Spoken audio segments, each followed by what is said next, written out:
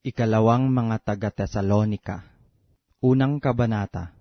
Si Pablo at si Silvano at si Timoteo sa iglesia ng mga taga-Tesalonika na nasa Diyos na ating Ama at sa Panginoong Hesukristo. Sumainyo nawa ang biyaya at kapayapaang mula sa Diyos Ama at sa Panginoong Hesukristo. Kami ay nararapat, mga kapatid, na mangagpasalamat na lagi sa Diyos dahil sa inyo, gaya ng marapat, dahil sa ang inyong pananampalataya ay lumalaking lubha, at ang pag-ibig ng bawat isa sa iba't iba sa inyong lahat ay sumasagana. Ano pat kami sa aming sarili ay nangagkakapuri sa inyo sa mga iglesia ng Diyos dahil sa inyong pagtitiis at pananampalataya sa lahat ng mga pag-uusig sa inyo at sa mga kapighatiang inyong tinitiis, na isang tandang hayag ng matuwid na paghukom ng Diyos, upang kayo'y ariing karapat-dapat sa kaharian ng Diyos, na dahil dito'y nangagbabata rin naman kayo.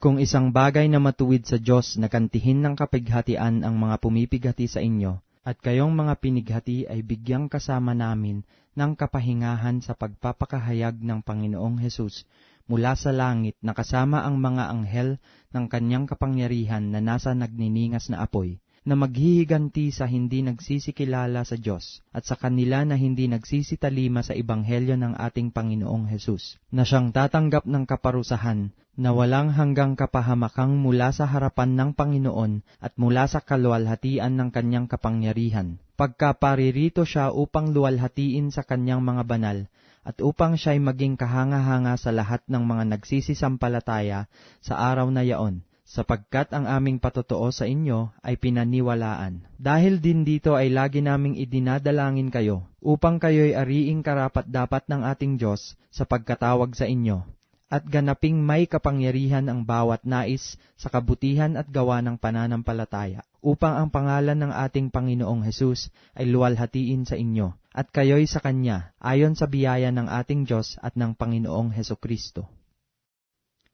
Ikalawang kabanata. Ngayon aming ipinamamanhik sa inyo, mga kapatid, tungkol sa pagparito ng ating Panginoong Hesukristo at sa ating pagkakatipon sa Kanya, upang wag kayong madaling makilos sa inyong pag-iisip, at wag din naman kayong mabagabag, maging sa pamamagitan man ng Espiritu o sa pamamagitan ng salita, o sa pamamagitan ng sulat na waring mula sa amin, na wari bagang nalalapit na ang kaarawan ng Panginoon. Huwag kayong padaya kanino man sa anumang paraan, sapagkat ito'y hindi darating maliban nang dumating mula ang pagtaliwakas at mahayag ang taong makasalanan, ang anak ng kapahamakan, na sumasalangsang at nagmamataas laban sa lahat na tinawag na Diyos o sinasamba. Ano pat siya'y nauupo sa templo ng Diyos, na siya'y nagtatanyag sa kanyang sarili na tulad sa Diyos. Hindi ba ninyo naaalaala nang ako'y kasama ninyo pa, ay sinabi ko sa inyo ang mga bagay na ito, at ngayoy nalalaman ninyo ang nakapipigil, upang siya'y mahayag sa kanyang talagang kapanahunan, sapagkat ang hiwaga ng kasamaan ay gumagawa na, lamang ay may pumipigil ngayon hanggang sa alisin ito. At kung magkagayoy mahahayag ang tampalasan na papatayin ng Panginoong Hesus ng hininga ng kanyang bibig, at sa pamamagitan ng pagkahayag ng kanyang pagparito ay lilipulin. Siya na ang kanyang pagparito ay ayon sa paggawa ni Satanas na may buong kapangyarihan at mga tanda at mga kahanga-hangang kasinungalingan, at may buong daya ng kalikuan sa nangapapahamak, sapagkat hindi nila tinanggap ang pag-ibig sa katotohanan, upang sila'y mga ligtas. At dahil dito'y ipinadadala sa kanila ng Diyos ang paggawa ng kamalian, upang magsipaniwala sila sa kasinungalingan, upang mga hatulan silang lahat na hindi nagsisisampalataya sa katotohanan, kundi nangalugod sa kalikuan. Ngunit kami ay nararapat magpasalamat sa Diyos dahil sa inyo, mga kapatid na minamahal ng Panginoon, sa pagkakahirang sa inyo ng Diyos buhat ng pasimula sa ikaliligtas sa pagpapabanal ng Espiritu at pananampalataya sa katotohanan. Sa kalagayang ito'y tinawag niya kayo sa pamamagitan ng aming ebanghelyo, upang magkamit ng kaluwalhatian ng ating Panginoong Hesukristo. Kaya nga, mga kapatid, kayo'y magpakatibay, at inyong panghawakan ang mga aral na sa inyo'y itinuro, maging sa pamamagitan ng salita o ng aming sulat. Ngayon ang ating Panginoong Hesukristo rin at ang Diyos na ating Ama na sa amin ay umibig at sa amin ay nagbigay ng walang hanggang kaaliwan at mabuting pag-asa sa pamamagitan ng biyaya. Aliwin nawa ang inyong puso at patibayin kayo sa bawat mabuting gawa at salita. Ikatlong Kabanata.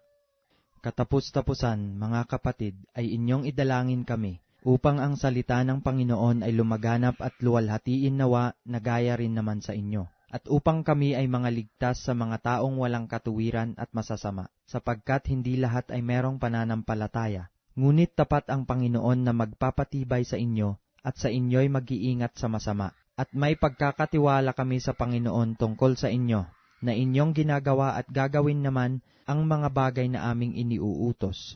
At patnubayan nawa ng Panginoon ang inyong mga puso sa pag-ibig ng Diyos at sa pagtitiis ni Kristo.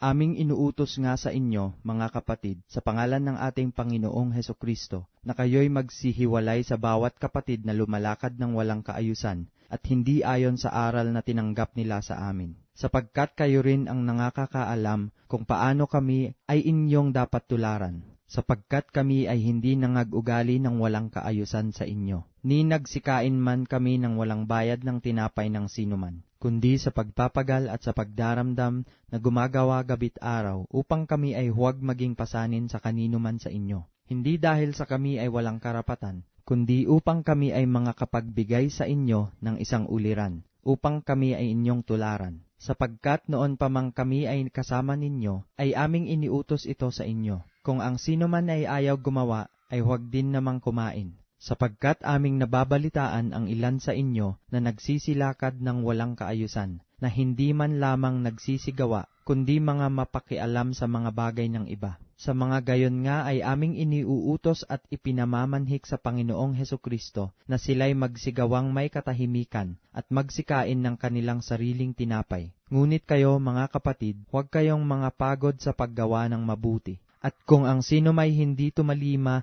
sa aming salita sa pamamagitan ng sulat na ito, inyong tandaan ang taong yaon, upang huwag kayong makisama sa kanya nang siya'y mahiya. At gayon may huwag ninyong ariin siyang kaaway, kundi inyo siyang paalalahanan tulad sa kapatid. Ngayon ang Panginoon din ng kapayapaan ay magbigay nawa sa inyo ng kapayapaan sa buong panahon at sa lahat ng paraan. Ang Panginoon ay sumainyo nawang lahat. Ang bati na sinulat ng aking sariling kamay, akong si Pablo, na siyang tanda sa bawat sulat, gayon sumusulat ako. Ang biyaya ng ating Panginoong Hesukristo ay sumainyo nawang lahat.